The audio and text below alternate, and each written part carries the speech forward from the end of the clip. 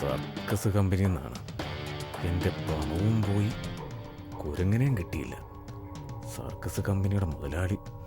ഞാൻ മറുപടി പറഞ്ഞ് മടുത്തു.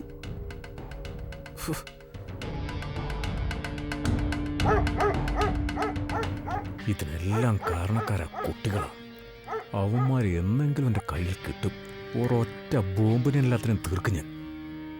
പൈസയും പോയി, മാനവും പോയി.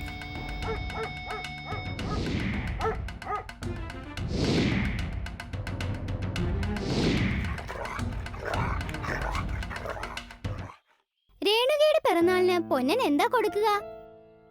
രേണുകയ്ക്ക് കൊടുക്കാൻ ഒരു നല്ല സമ്മാനം ഞാൻ കരുതിയിട്ടുണ്ട്. വൈകിട്ടാണ് പാർട്ടി. അതിന് പൊന്നൻ ഇപ്പോഴേ പോവാണോ? അതെന്താ മോട്ടു അങ്ങനെ ചോദിച്ചത്? ഇപ്പോഴേ പൊന്നൻ തിരിച്ചാലല്ലേ വൈകിട്ടങ്ങ് എത്തൂ, അല്ലേ മോട്ടു?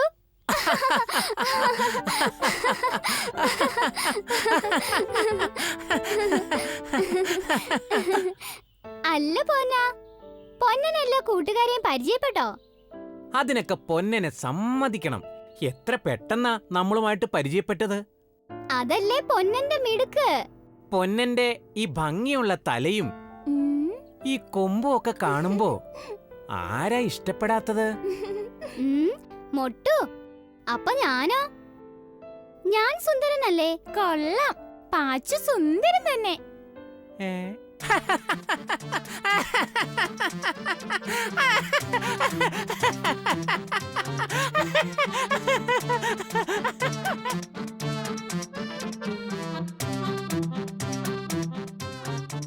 പൊന്ന, സമ്മാനമായിട്ട് നീ എന്തിനാ ഇങ്ങനെ നടക്കുന്നേ?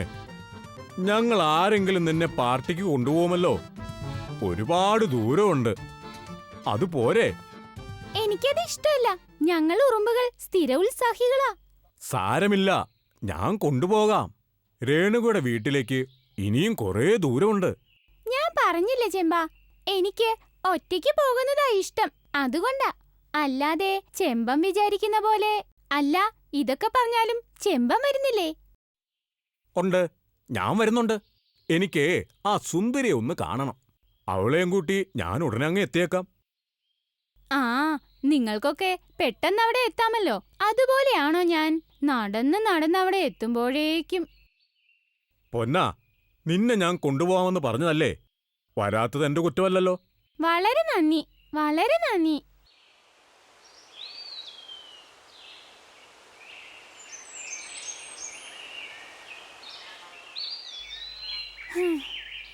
അയ്യോ അമ്മേ, ഓ ക്ഷീണിച്ചു.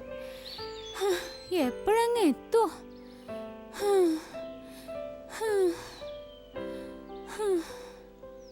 അല്ല പൊന്ന, നീ ഇങ്ങനെ നിരങ്ങി നീങ്ങിയാൽ രേണുകയുടെ വീട്ടിൽ എപ്പോഴെത്തും? ഞാൻ നിന്നെ സഹായിക്കട്ടെ. നീ എന്റെ കൂടെ കേറിക്കോ. അയ്യോ, അത് വേണ്ട. ഞാൻ അങ്ങ് വന്നോളാം. സുന്ദരിയെ തിരക്കി ചെമ്പൻ അങ്ങോട്ട് വന്നിരുന്നല്ലോ. ആ, അവനെ വല്ല തേൻകൂടും കണ്ടാൽ ആ വഴിക്കങ്ങ് പൊയ്ക്കോളും. എന്തായാലും നമ്മുടെ കൂട്ടുകാർക്കെല്ലാം നിന്റെ കാര്യം പറയാനേ നേരമുള്ളൂ. അതെന്താ സുന്ദരി നീ അങ്ങനെ പറഞ്ഞത്? നിന്റെ ഈ മറ്റുള്ളവരെ ആശ്രയിക്കാതെയുള്ള ജീവിതം, അതൊക്കെ ഞങ്ങളുടെ കൂട്ടരുടെ പ്രത്യേകതയാ. കൃത്യസമയത്ത് തന്നെ എത്തണം. എല്ലാവരും അതിന്റെ കാര്യത്തിൽ കൃത്യത പാലിക്കുന്നവരാ. അതല്ലേ ഞാൻ നേരത്തെ തിരിച്ചത്. വഴിയൊക്കെ രേണുക പറഞ്ഞു തന്നു. ഒക്കെ എന്റെ മനസ്സിലുണ്ട്. കേൾക്കട്ടെ. രേണുകയുടെ വീട്ടിലേക്കുള്ള വഴിയുടെ മാപ്പ്. ആ, ആദ്യം മുക്കുന്നി മലയിലെത്തണം. ഉം. എന്നിട്ട് നീരുറവ പാലം കടന്ന് ഉം. ഇലഞ്ഞി മരത്തിന്റെ ചുവട്ടിലെത്തണം. ഉം. അവിടുന്ന് മൂന്നാമത്തെ വീട്. ഉം. വീടിന്റെ മുമ്പിൽ തേക്കുമരം നിൽപ്പുണ്ട്. ഉം. ഇതാണ് അടയാളം. ആ, കൊള്ളാം. കറക്റ്റ്. ഇതാണ് ശരിയായുള്ള അടയാളം. പിന്നെ എന്തെങ്കിലും ബുദ്ധിമുട്ടുണ്ടായാൽ നീ എന്നെ വിളിക്കണം. വേണ്ട, എനിക്കറിയാം. ഞാൻ ഉം. പോയിക്കൊള്ളാം. നേരത്തെ ഒരിക്കൽ ഞാൻ ആ വഴി പോയിട്ടുണ്ട്. ഉം. ആ, അത് നന്നായി. ശരി, എങ്കിൽ നമുക്ക് അവിടെ വെച്ച് കാണാം. എങ്കിൽ ഞാൻ പോട്ടെ.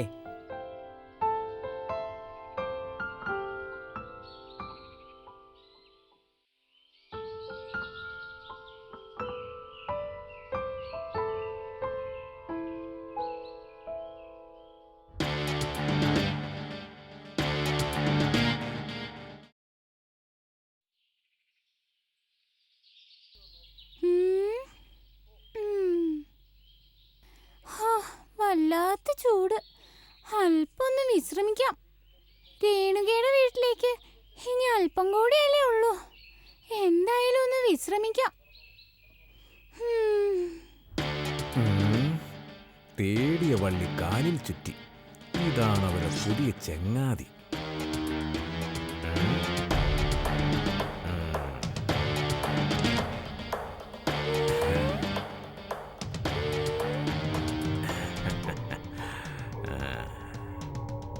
എന്താ ഇവിടെ കിടന്നുറങ്ങുന്നത്?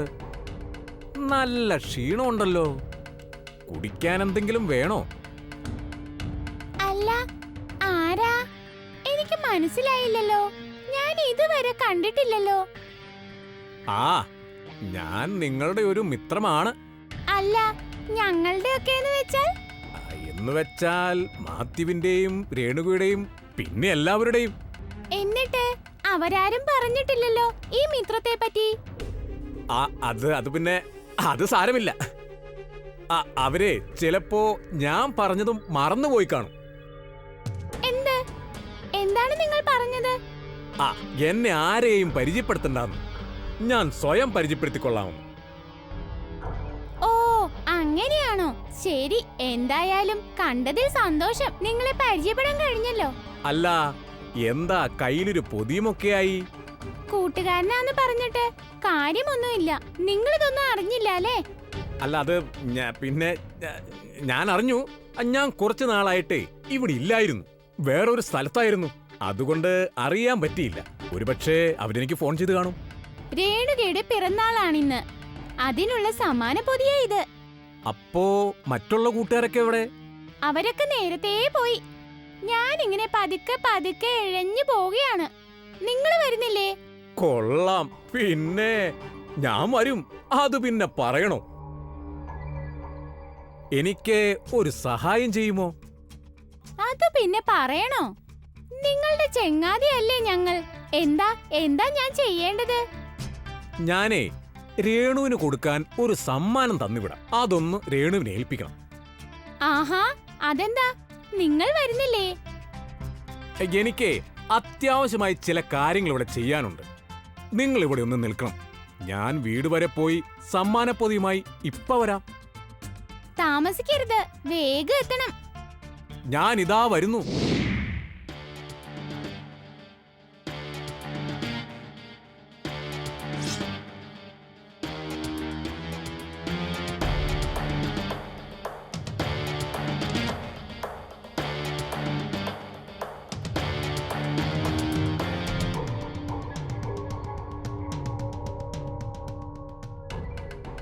അല്ല, ഇതെന്താ രണ്ട് സമ്മാനം? ഒന്ന് രേണുവയ്ക്ക്, ഒന്ന് പൊന്നന്. അയ്യോ, ഇതെല്ലാം കൂടെ കൊണ്ടുപോകാൻ എനിക്ക് പറ്റില്ല. ചെമ്പൻകരടി പിറകെ വരുന്നുണ്ട്. ചെമ്പന്റെ കയ്യിൽ കൊടുത്തയച്ചാൽ മതി. ഏയ്, അത് ശരിയാവൂല. ശരി ശരി, എല്ലാം പറഞ്ഞതുപോലെ.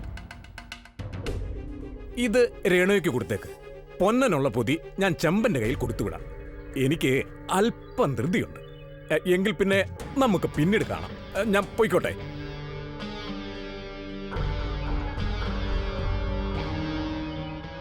അല്ല, ഇയാൾക്ക് എനിക്കിത് എന്ത് പറ്റി?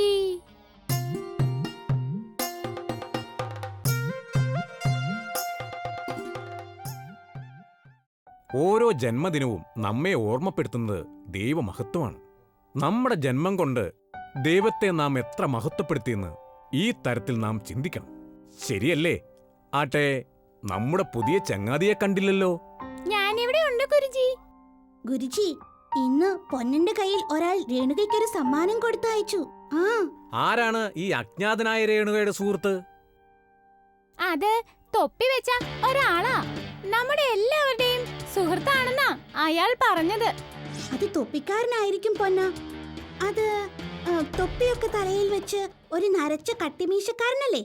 അതെ, അത് തന്നെ. പൊന്ന, അപരിചിതർ തരുന്ന സമ്മാനങ്ങൾ ഒന്നും നമ്മൾ സ്വീകരിക്കരുത്. ഗുരുജി, അത് നമ്മുടെ സുഹൃത്താണെന്ന് പറഞ്ഞപ്പോ. ചതിയന്മാരങ്ങനെയാണ്. ചക്കരവാക്കുകൾ പറഞ്ഞ് നമ്മെ വഞ്ചിക്കും. അയാൾ ചതിയനാണ്. നമ്മളെ നശിപ്പിക്കാൻ തക്കം നോക്കി നടക്കുകയാണ്. അയാൾ തന്ന പൊതി നമ്മൾ എടുക്കരുത്. അത് വല്ല ചതിപ്രയോഗമായിരിക്കും. നമ്മളെല്ലാവരുടെയും പെരുമാറ്റത്തെ തിരിച്ചറിയണം. അല്ലെങ്കിൽ അത് വലിയ അനർത്ഥത്തിന് കാരണമാകും. നമ്മളറിയാതെ നമ്മളെ ആർക്കും പറ്റിക്കാൻ കഴിയില്ല. ഇത് നിന്റെയൊക്കെ അവസാനത്തെ ആഘോഷമാണ്. അബദ്ധം പറ്റിപ്പോയി. ഇനിയിപ്പോ എന്തു ചെയ്യും? ഇതുവരെ ഞാൻ കൊടുത്ത സാധനം പൊട്ടിത്തെറിച്ചില്ലല്ലോ. ഇതെന്തു പറ്റി? പൊന്നൻ മനഃപൂർവ്വം ചെയ്തതല്ലല്ലോ. തിന്മ ചെയ്യുന്നവൻ തിന്മയിൽ തന്നെ തീരും. വാളെടുക്കുന്നവൻ വാളാൽ തന്നെ, അല്ലേ? പൊന്നനെ അയാൾ പറ്റിച്ചതാ അല്ലേ ഗുരുജി? ഇനിയിപ്പോ ഞാൻ കൊടുത്ത സമ്മാനം എങ്ങാനും മാറിപ്പോയോ? പോട്ടെ. എന്തായാലും നേരത്തെ അറിഞ്ഞു നന്നായി. ശരി, ഇനി നമുക്ക് സമയം കളയാതെ രേണുകയുടെ ബർത്ത്ഡേ ആഘോഷിക്കാം. എല്ലാവരും പറഞ്ഞു.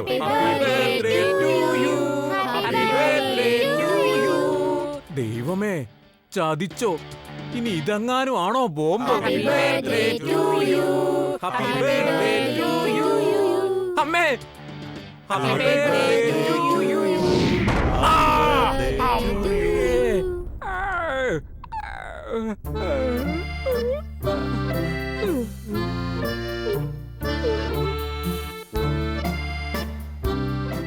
മാത്യു, വാളെടുത്തവനും വാളാൽ തന്നെ തീരും. ദുഷ്ടന്റെ പദ്ധതികൾ അവസാനം അവന് തന്നെ വിനയായി തീർന്നു. മനസ്സിലായോ? ഉം.